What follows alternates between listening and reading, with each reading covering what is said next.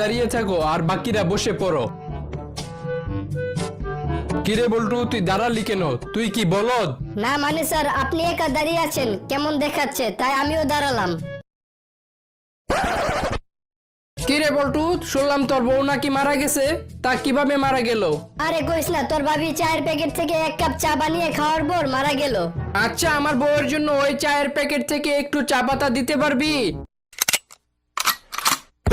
Sir, আমি আজকে একটা স্বপ্ন দেখেছি। তা কি স্বপ্ন দেখলি? আমার হাতে গু আর আপনার হাতে মধু। তা তো হবেই, কারণ আমি একজন জ্ঞানী মানুষ, আমার হাতে তো মধু থাকবেই। আর তুই একটা ছাগল, তোর হাতে তো গু থাকবেই। স্যার, আমার স্বপ্নের কথা এখনো শেষ হয় নাই। আচ্ছা, পরে কি দেখেছিলি বল? তারপর আমি দেখলাম আপনার হাত আমি চাটতাছি আর আমার হাত আপনি চাটতাছেন। জানোস দোস্ত, আজকে একটা আজব ঘটনা ঘটেছে। কি ঘটনা? আমি আজকে বাস দিয়ে যাইতাছিলাম, তখন কিছু মেয়ে বাসের সিটে জায়গা না পেয়ে তাদের বয়ফ্রেন্ডের কোলে বসেছিল। কিছুক্ষণ পর একটা মেয়ে বলে উঠলো, ড্রাইভার গাড়ি একটু আস্তে চালান, আমার অনেক ঝাঁকি লাগতাছে। তো কি হয়েছে? না মানে বাসটা তো 10 মিনিট ধরে জ্যামে আটকে আছিল, তাহলে ওই মেয়েটা ঝাঁকি খাইতাছিল কেমনে? বল্টু, আপনাকে গ্রেফতার করা হবে। কেন? কারণ আপনার বাসায় জাল টাকা বানানোর মেশিন পাওয়া গেছে। তো কি হয়েছে, জাল টাকা বানানোর মেশিন পাইছেন, কিন্তু জাল টাকা তো পান নাই। মেশিন তো আছে, সেটার কারণে আপনাকে গ্রেফতার করব। তাহলে আমি আপনার নামে ধর্ষণ মামলা করব। কিন্তু আমি তো কাউকে দর্শন করি নাই।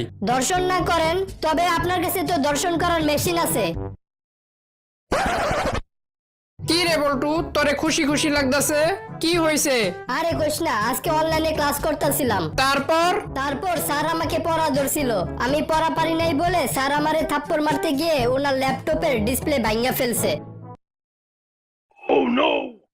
আমরা এত কষ্ট করে 6 থেকে 7 দিন ধরে একটা ভিডিও বানাই, কিন্তু সাবস্ক্রাইব করতে 1 সেকেন্ড সময় লাগে মাত্র, তবুও তোমরা সাবস্ক্রাইব করো না। আমরা তো তোমাদের কাছ থেকে আর কিছু চাই না, শুধু একটা সাবস্ক্রাইবই চাই।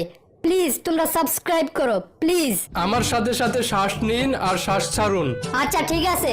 শ্বাস নিন, শ্বাস ছাড়ুন। শ্বাস নিন। দূর মিয়া, রাখেন আপনার শ্বাস। আপনি আমারে মুখ দিয়ে শ্বাস নিতে বলতেছেন ঠিকই, কিন্তু আপনি নিজেই তো পিছন দিয়ে শ্বাস ছাড়তেছেন। কেমনে বুঝলেন? যে গন্ধ। জানোস দোস্ত, সেদিন প্রধানমন্ত্রী টিভিতে বলতাছিল সবাই যেন মাস্ক পরে বাইরে যায়, না হলে পুলিশে ধরবে। তা তুই কি করলি? আমি পুলিশের ভয়ে একটা মাস্ক পরে বাইরে গেলাম। বাইরে গিয়ে দেখি ওমা, সবাই দেখি জামা কাপড়ও পরছে।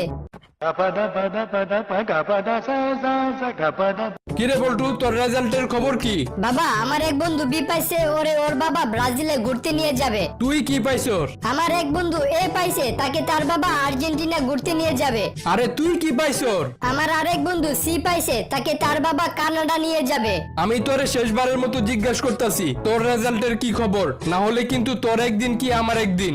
বাবা চলো আমরা ফ্রান্সে ঘুরতে যাই। দোস্ত, আমি 2 বছর ধরে একটা জিনিস খেয়াল করতেছি। কি জিনিস? আমাদের বাসার সামনে একটা পার্লার আছে। সেই পার্লারে যেই মেয়ে ঢুকে সেই মেয়ে আর কখনো বের হয় না, ওই মেয়ের বদলে অন্য মেয়ে বের হয়ে আসে। আচ্ছা, এটা কি কোনো জাদু নাকি? হ্যাঁ, এটা ময়দার জাদু। কিরে, তোর মন খারাপ কেন? আরে আমি বুঝতাছি না যে কোন মেয়ে আমাকে ভালোবাসে। আরে এটা কোনো ব্যাপার হইলো? তুই এক কাজ করবি, কি কাজ? ফেসবুকে তোর একটা ছবি ছাড়বি, তোর ওই ছবিতে যে মেয়ে সবার আগে লাভ রিঅ্যাক্ট দিবে সে মেয়ে তোকে অনেক ভালোবাসে। কিরে, ছবি ছাড়ছিলি? হ্যাঁ ছাড়ছিলাম। তা কোন মেয়ে তোর ছবিতে প্রথমে লাভ রিঅ্যাক্ট দিছিল? তোর বউ। তুই আমার 20 টাকা পকেট মারছস, তাই তোকে আমি 100 টাকা জরিমানা করলাম। এখনই দে, নাহলে মারবো এখানে, লাশ পড়বে শ্মশানে। স্যার, আমার কাছে মাত্র 20 টাকা আছে, আরো 80 টাকা জোগাড় করতে হইব। আপনি একটু দাঁড়ান, আমি 1 মিনিটের মধ্যে পকেট মেরে আসতেছি। দোকানটাতে চুরি করার আগে তোর কি একবারও তোর বউ আর তোর মেয়ের কথা মনে পড়ে নাই? স্যার, মনে তো পড়ছিল ঠিকই, কিন্তু ওই দোকানে কোনো মেয়েদের জামা কাপড় ছিল না। কিরে, তুই দুধের ভিতরে পানি মিশে লিখে তাড়াতাড়ি 500 টাকা জরিমানা দে। স্যার, আপনার কসম, আর কোনোদিন আমি দুধের ভিতরে পানি মিশাবো না। আজকের মতো আমাকে মাফ করে দেন। কিরে, আজকেও তুই দুধের ভিতরে পানি মিশাইলি? না স্যার, আপনি ভুল দেখছেন, আজকে আমি পানির ভিতরে দুধ মিশাইছি। আচ্ছা, আমি কয়েকটা শব্দ বলবো, ওই শব্দগুলোর বিপরীত শব্দ আপনি বলবেন, ঠিক আছে? আচ্ছা স্যার, ঠিক আছে। ভালো, খারাপ, আকাশ, পাতাল, জন্ম। মৃত্যু। আচ্ছা, এখন থামেন। আচ্ছা, এখন শুরু করেন। আরে না, আমি বলছি আপনি এখন থামতে পারেন। আরে হ্যাঁ, আপনি বলছেন, আমি এখন বলতে পারি। আমার সামনে থেকে দূর হয়ে যান। আমার সামনে বসে থাকুন। আপনি চাকরি থেকে রিজেক্টেড। আমি চাকরিতে selected. Yes, thank you sir, thank you. কালকে থেকে অফিসে আসবো।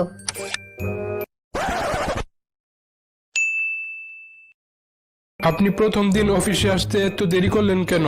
স্যার, আমি নতুন বিয়ে করেছি তো, তাই আসতে একটু দেরি হয়ে গেল। আচ্ছা, আজকের মতো আপনাকে মাফ করলাম। মনে রাখবেন, এরকম ভুল যেন ভবিষ্যতে আর কোনোদিন না হয়। কি ব্যাপার, আজকেও তো আপনি দেরি করে আসলেন? স্যার, আসলে কি, আমার নতুন বউ চেয়েছিল আমার অফিসটা একটু দেখবে, তাই ও 5 মিনিটের মধ্যে রেডি হয়ে আমার সাথে বের হলো। বের হয়ে যখন আমরা আমাদের গাড়িতে বসলাম, তখন দেখলাম আমাদের গাড়ির চাকা পাংচার। তখন আমরা একটা সিএনজি ভাড়া করলাম। সিএনজিটা কিছু দূর আসার পর নষ্ট হয়ে গেল। তবুও আমরা হতাশ না হয়ে একটা বাসে উঠলাম। বাসটা কিছু দূর যাওয়ার পর অ্যাক্সিডেন্ট করলো। ভাগ্যক্রমে আমরা বেঁচে গেলাম স্যার। তারপর আমরা অফিসে আসার জন্য একটা হেলিকপ্টার ভাড়া করলাম। হেলিকপ্টারটি আকাশে উঠতে না উঠতেই পাখা বন্ধ হয়ে গেল। আমরা তো মনে করেছিলাম আজকে আমাদের শেষ দিন, কিন্তু হঠাৎ করে একটা স্পাইডারম্যান এসে আমাদের দুজনকে বাঁচালো আর আমাদের অফিসের সামনে এসে দিয়ে গেল। এত কিছু হওয়ার কারণেই আমি অফিসে আসতে একটু লেট হয়ে গেছে। মিথ্যাবাদী! আমার কি বলদ মনে হয়? মেয়েরা কি কখনো 5 মিনিটে রেডি হইতে পারে? বাবা, তোমার মাথার অনেকগুলো চুল দেখি পাইকে গেছে। তোর মতো ইতর বান্দর ফাজিল পোলা থাকলে তো চুলগুলা পাকবই। ও, এখন বুঝছি দাদার সবগুলা চুল কেন পাইকে গেছে।